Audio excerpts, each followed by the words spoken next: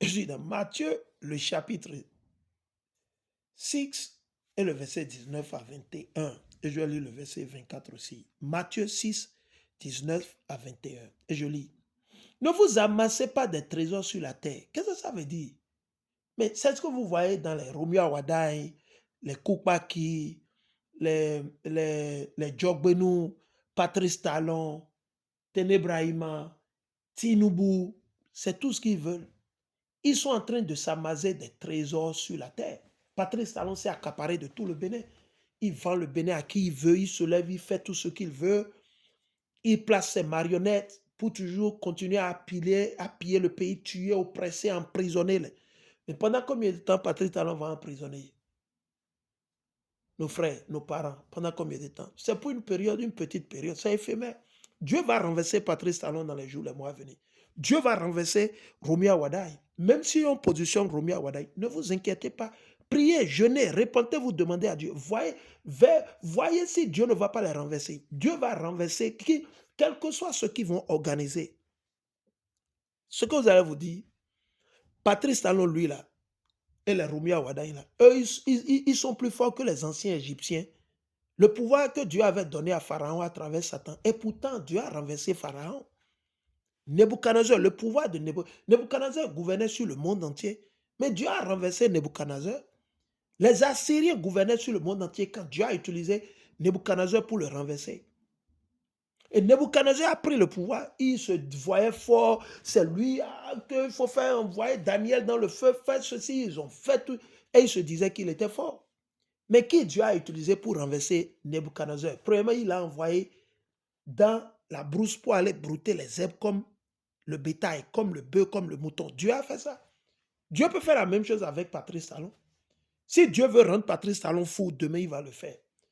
Si Dieu veut faire envoyer un tremblement de terre et avaler tous les enfants de Patrice Talon, sa femme, tout le monde, Dieu va le faire. Si Dieu veut engloutir tout le gouvernement de Patrice Talon, Dieu peut le faire en fraction. Il envoie un tremblement de terre, la terre s'ouvre et la terre va avaler tout le gouvernement pendant qu'ils sont au conseil des ministres. Dieu peut faire tout ça. Mais si vous n'avez pas foi et que vous ne vous repentez pas, ça ne viendra pas. C'est un combat spirituel qu'il faut mener et non un combat physique. OK? Donc ces gens veulent s'amasser de l'argent. Romy Awadaya, les stations d'essence, comment ça s'appelle? Le nom m'échappe. Mais il est actionnaire dans tous ces trucs. Il a les stations d'essence au Bénin. Il est en train de prendre de l'argent chez les Béninois. Malgré ça, il est en train de les tuer, de les piller. Imaginez. Il dit, ne vous amassez pas des trésors sur la terre, où la teigne et la rouille détruisent. Oui, pourquoi? De quoi il fait recours? Les impôts, les tasses. Vous êtes assujetti à payer les tasses, les impôts, n'est-ce pas? OK. Et où les voleurs percent et dérobent, oui. Vous voyez, non? Mais amassez-vous des trésors dans le ciel. C'est ce que nous vous disons. Ne vous souciez pas des choses de cette terre ou de ce monde. On doit primordialiser, on doit mettre en avant quoi? L'éternel. L'éternel doit être notre pilier, notre socle, notre fondation. Numéro un. Et le reste viendra. On doit toujours défendre la vérité. On doit toujours défendre la vérité, la justice. On ne peut pas se pencher du côté du fort ou du côté du méchant. Non. Mais amassez-vous des trésors dans le ciel où la teigne et la rouille ne détruisent point et où les voleurs ne pèsent ni ne dérobent. Car là où est ton trésor, là aussi sera ton cœur. Et c'est vrai. Okay? Et je continue. Et c'est vrai. Je suis dans Matthieu, le chapitre 6, c'est le verset 24. Et je lis. Il dit, nul ne peut servir 2 maîtres. Oui, vous ne pouvez pas servir 2 maîtres. Car où il haïra l'un, soit vous allez détester un et il aimera l'autre. Et vous allez, ou soit vous allez aimer l'autre. OK?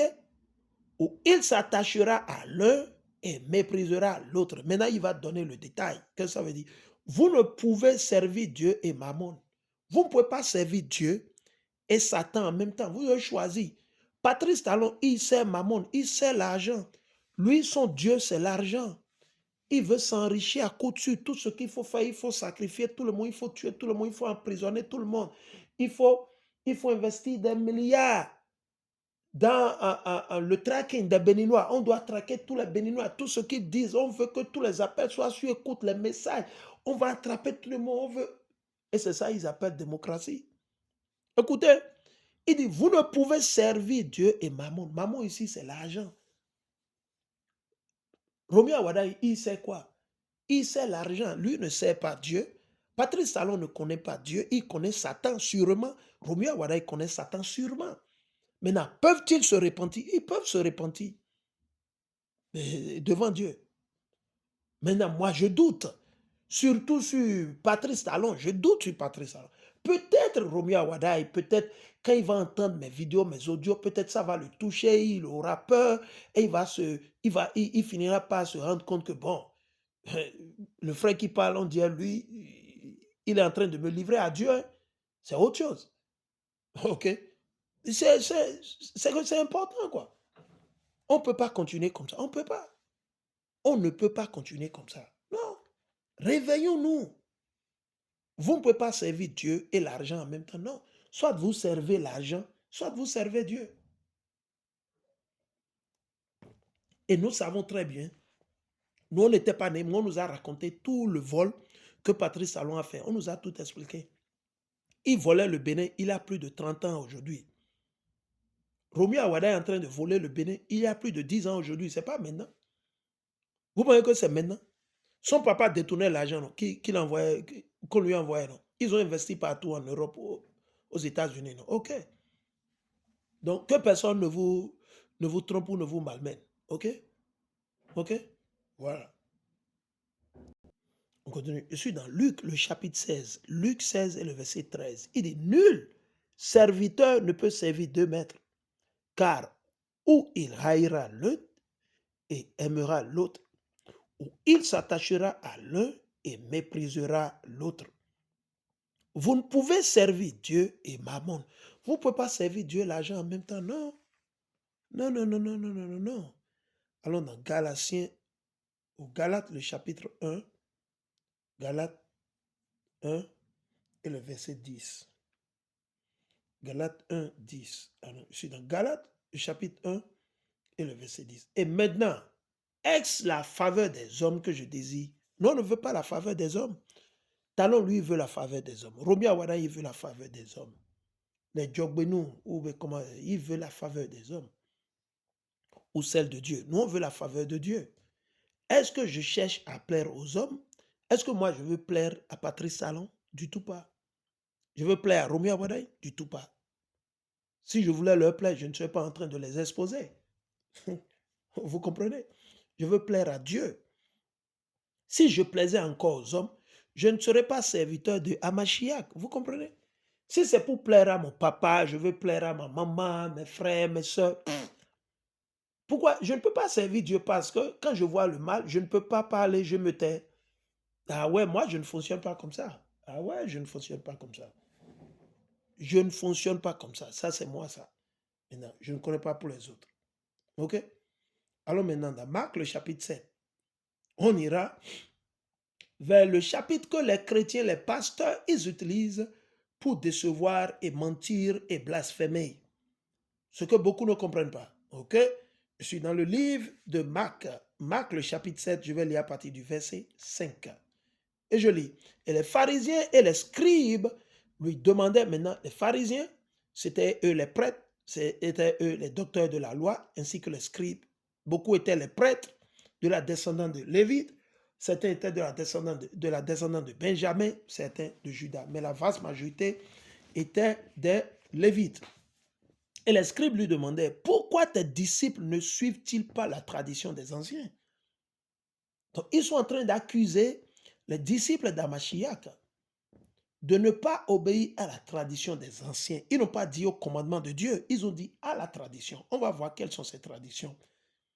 Mais prennent-ils leur repas avec des mains impures? Donc, ils étaient en train d'accuser les disciples d'Hamashiach de manger sans avoir lavé les mains. Les disciples d'Hamashiach, ils mangeaient sans se laver les mains.